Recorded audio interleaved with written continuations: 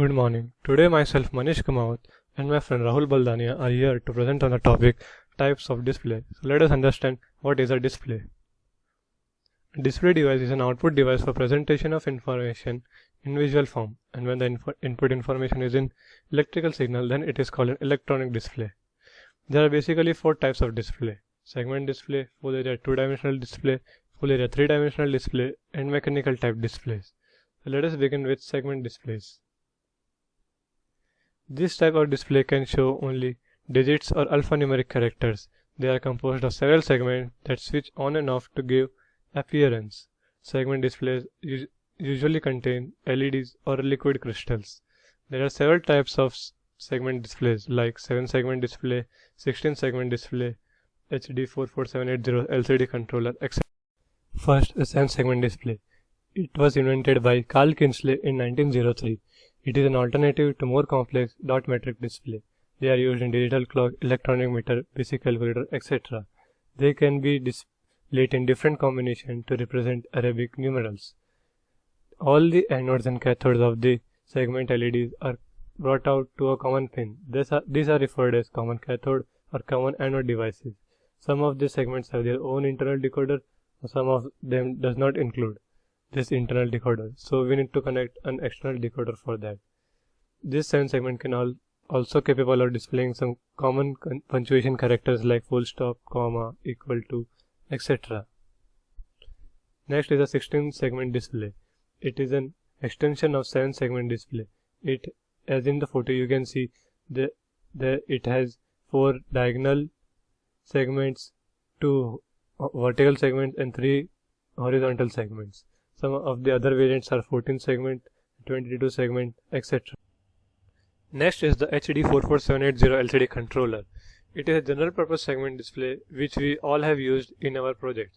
It was developed by Hitachi.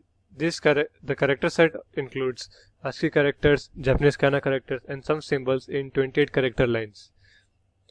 These are developed in standard configuration 16x2, 20x2, 20x4, etc. This character LCDs have backlight which may be LED, fluorescent or electroluminescent. This works on nominal voltage at 3.3 volt to 5 volt. It has 2 modes, 4-bit mode and an 8-bit mode. Here this is the instruction set of this LCD. Here in this photo we can see various types of information can be performed by setting the particular bits. We can write or read from the display using the RW bit. Also, the execution time is given for each of the instructions to be performed. Next is the full area two-dimensional display. Two-dimensional display that cover a full area are also called video displays, since it is the main modality of presenting video. The common applications are television sets, computer monitors, medical monitors, head-mounted display, smartphone display, etc. We will discuss some of the underlying technologies of this. First is an organic light emitting diode OLED. Chemists Ching Wen Tang and Stephen Van Slyke were the first one to build a practical OLED device in 1987. This is a diode in which the emissive electroluminescent layer is a film of organic compound that emits light in response to an electric current. This organic layer is situated between 2 electrodes and at least one of them is transparent. There are 2 main families of OLED, those based on small molecules and those employing polymers. An OLED display can be driven with passive matrix or active matrix control scheme. An OLED display works without a backlight because it emits a visible light. Thus, it can display deep black levels than LCDs. OLED can be made flexible and transparent. Transparent displays are used in smartphones with optical fingerprint scanners, and flexible displays are used in foldable smartphones. Let us see the working of the OLED. A typical OLED is a composed of layer of organic material situated between 2 electrodes, anode and cathodes. They are deposited on a substrate. The organic molecules are electrically conductive as a result of delocalization of pi electrons. The highest occupied and lowest unoccupied molecular orbits, HOMO and LUMO, of organic semiconductor are analogous to valence and conduction band of inorganic semiconductors. During operation, a voltage is applied across the OLED such that anode is positive with respect to cathode. Anode are picked based upon quality of their optical transparency, electrical conductivity and chemical stability. A current of electron flows through the device from cathode to anode, as electrons are injected into LUMO of the organic layer at the cathode and the withdrawn from the HOMO at the anode. This latter process may also be described as an injection of electrons in the HOMO. Electrostatic force bring the electrons and holes towards each other and they recombine to form an excitation. This happens closer to the electron transport layer, part of emissive layer, because in organic semiconductor, holes are generally more mobile than electrons. Their decay of this excited state results in relaxation of energy levels of the electron, accompanied by emission of radiation whose frequency is in visible region. The frequency of this radiation depends on band gap of the material, in this case difference in energy between the. Next is AMOLED. Here active matrix refers to the technology behind the addressing of pixel. Since 2007 it has continued to make progress towards low power, low cost, high resolution and large size application. TFT backplane technology is crucial in the fabrication of AMOLED displays. Here active matrix consists of OLED pixels generating light upon electrical activation. Typically, the continuous current flow is controlled by at least 2 TFTs at each pixel, with one to start and stop the charging of a storage capacitor and second to provide voltage source at level needed to create a constant current to the pixel. Next is the laser video display or laser TV. This is an upcoming technology. It utilizes 2 or more individually modulated optical rays of different colors to produce a combined spot that is scanned and projected across the image plane by a polygon mirror system or less effectively by optoelectronic means to produce a color television display. This system works either by scanning the entire picture a dot at a time and modulating the laser directly at high frequency, or by optically spreading and then modulating the laser and scanning a line at a time, the line itself being modulated. There are millions of small mirrors arranged and each of the small mirror can flip in positive and negative direction at a frequency of 10 of thousands of times per second. The light reflects directly onto the screen through these small mirrors to form an image. Let us see some characteristics and applications of this. Laser TV are reflected by screen and enter the human eye for imaging. Laser TV products are display products that are harmless to naked eyes. Compared to paper reading comfort, it is 20% higher. Laser TVs are mainly large sized with pure light sources, bright colors and authenticity. Also supports 4K display resolution. Laser TVs have low power consumption than LCD TVs of the same size. Such laser projection techniques are used in handheld projectors, planetariums and for flight simulators and other virtual reality applications.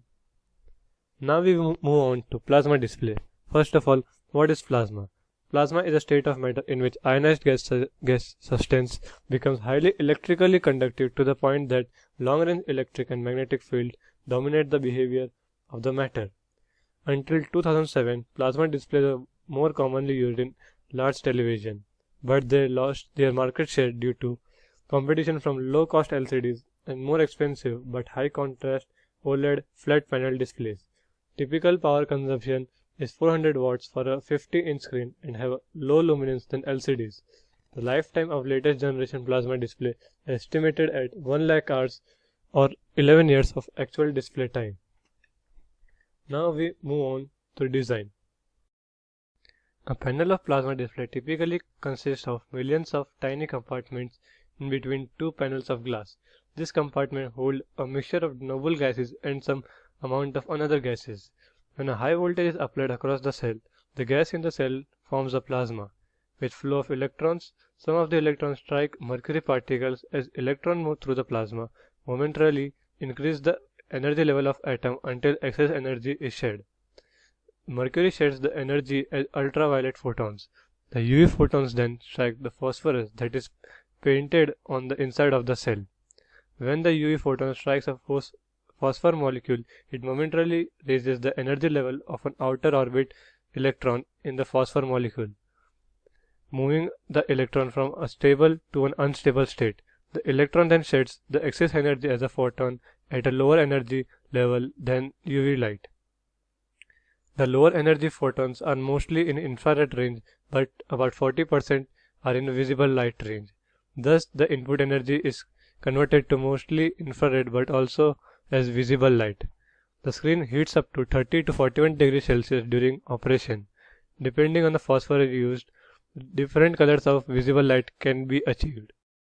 This plasma TV lost its value because of certain disadvantages.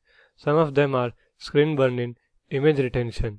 It also used more electrical power than LCD TV, which had an LED backlight. This TV were also generally heavier than LCD. Now we move on to full area 3-dimensional display. This will be explained by my friend Rahul. Let's talk about full area 3-dimensional displays. As in our day-to-day life, in our physical world, the objects, the things which we are using or which we see, all are almost in 3-dimensional, whereas the displays of the devices which we are using are in 2-dimensional. Why so? Why it's not in 3-dimensional? So here we are coming with a brief introduction about 3-dimensional displays. The basic types of the 3-dimensional displays are multi-view 3D display, volumetric 3D display, and the digital hologram display. Why do we need 3D display? So the appropriate answer would be, firstly I will talk about the difference between the 3D and 2D. The basic difference is 3D gives more information about the depth, which is greatly used in addressing all the aspects of the object. And also the 2-dimensional have 2 axes, while 3-dimensional beholds on all the 3 axes, which is X, Y, and Z, as we can see in the image. Swept volume display. It is the type of the volumetric 3D display. In this, the image which is created by the display can be seen by the naked eye, and the back function of this display is as such: it fuses a series of slices of 3D objects into a single 3D image. Then that image undergoes motion, and through computerized it is formed. This is one example of the swept volume display, which is called Voxon Photonics, which is made commercially. As you can see in the image how the image actually looks. This is laser plasma scanning 3D display. This is also one of the type of volumetric display. A laser lighting display involves the use of laser light to entertain an audience, as we have seen in the concerts and the night DJs. The agenda of this working is as the infrared pulse laser is used. The beam which is passed through XYZ scanner to make a plasma at the desired position. When many plasma dots are drawn, the whole image is seen in the viewer, and it's in the form of 3D. As the project has been created, the display which we call free space display of point cloud by laser plasma. On the football ground, the whole 3D image is formed by the laser plasma display. Now let's talk some about mechanical displays. Ticker tape display. Ticker tape was the earliest method to communicate in the financial medium and for transmitting the stock price information over the telegraph lines. The term ticker came from the sound made by the machine as it printed. As given in the picture, this is the special typewriter which was connected with the ticker machine at the opposite side of the end. The content which we write in this typewriter was displayed on the ticker machine. After some years, the ticker strip or the ticker tape comes in the picture. Here we use the thin strip of paper on which they were printed was called ticker tape. Flip disk display. The flip disk display is an electromechanical dot matrix display technology used for large outdoor signs. Flip disk display used as such, the disc rotates on the shaft that is carried in the two triangular post, which is driven by the solenoid, and the rotation stops when the disc hits the desired position or the current position. A computer is used to read the data, typically the characters, and flips the appropriate disc to produce the desired display. For the less power consumption, diodes are used instead of solenoid. Some applications are there of the flip disk systems. It is used in the departure boards at public transport stations, and it is also used in the road transport information. As we are seeing in the image, LED based products are more used for the less amount of power. Okay, so here it ends. Thank you. Have a nice day.